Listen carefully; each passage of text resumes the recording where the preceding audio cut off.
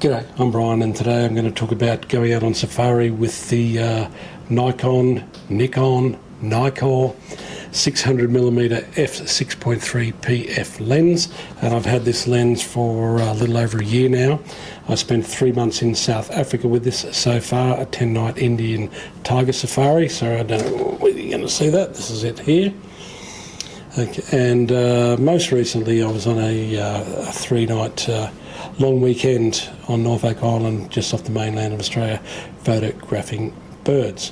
Previous to this, I was shooting with a 500mm f4 lens from Sigma, and also primarily with this I shoot on my Nikon Z8. I have shot this lens with my Z5.2, and if it got down to it and I only had that body, I'd be happy to shoot with this lens here. So yes, as I said, I've been out in the field with this quite a bit, so I think I'm kind of qualified to now have a decent opinion after a year on this lens. And I think the main thing that people are going to notice about this lens is the weight. So this lens is well, it's so easy to hold, and most people who pick it up are quite shocked by how light it is.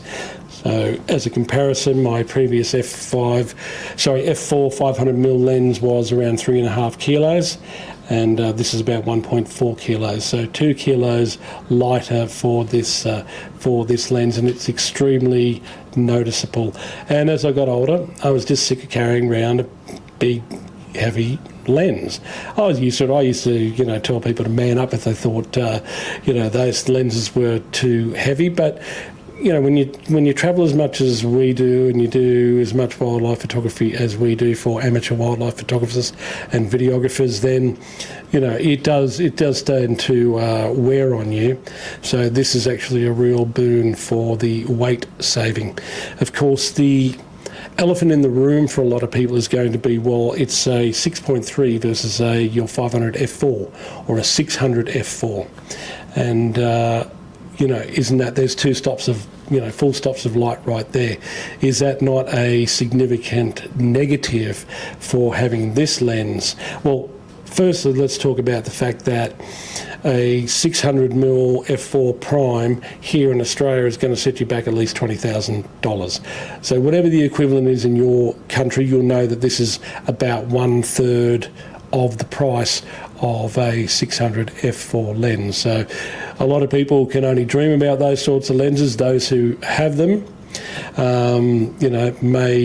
may love them because of the two stops of light, but that's probably about as far as the light gathering, that's about the biggest difference. I don't think there's, from what I've seen, a lot of difference in the acuity of this to the 800 to the 600 f4s. I think they do the 800 f4 as well. There's also an 800 6.3 in this PF lens, but yeah, judge for yourself, because at the end of my little spiel here, I'm going to put up photos. Some of them will be in low light conditions or at night under spotlight.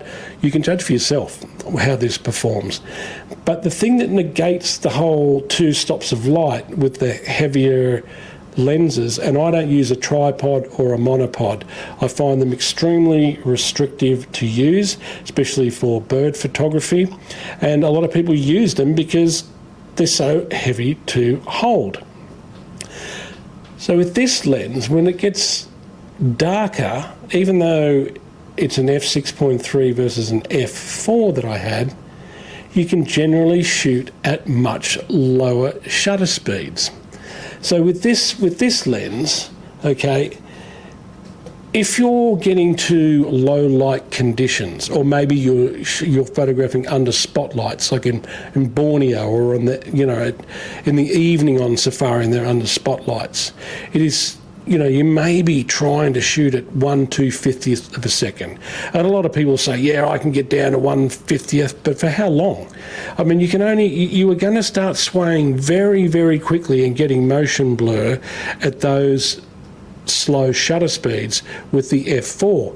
With a lens that's this light, you can drop that shutter speed straight down to say 1/125th of a second and not get anywhere near the kind of sway you're going to get trying to hold up this big giant lens. And look, honestly, it's almost impossible to take a tripod on a safari vehicle, so mostly you're going to hand hold. But so you're going to pick up some of that, you will pick up some of that light disadvantage through the aperture with the shutter speed. So I think it just kind of wipes that out straight away.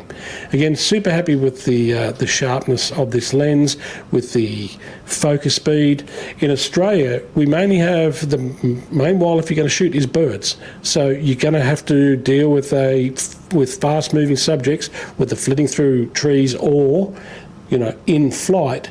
And again, this thing is just so much easier to move up and down and around in different directions than an F4.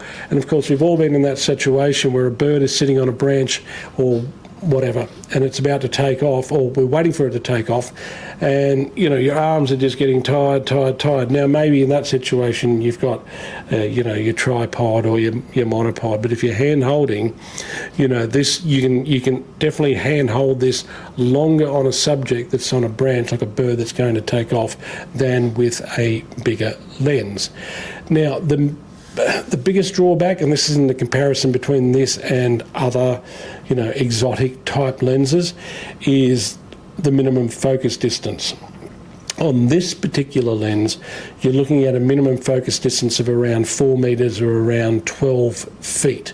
And I have found, because we do shoot a lot of birds here in Australia, as I mentioned, that you're often in tight spaces where a bird is in a branch and you're literally having to go through the bush or bushes or around trees, and it's sitting in a place where you literally don't have a distance of 12 feet between you. So there is some missed opportunities with this lens for birds, because it just can't get them in focus if the subject is 12 feet or 4 meters or less away from yourself. So that is a negative for this particular lens. I don't know how that compares with the minimum focus distances for the 500 and 600 f4 lenses, but that's probably the only real negative I can think about for this lens. Now, I'm just about to go away for another 3 months in South Africa, and again, this will be my primary camera body, or my primary lens on my Z8, and there is nothing that I can see in the near future where I would swap this out, even if someone all of a sudden gave me $20,000 and I could just go down to the store and grab a 600 f4. This is just so handy. And again, you're also looking at the fact that with carry-on luggage restrictions, then most airlines are 7 kilos, some are 10.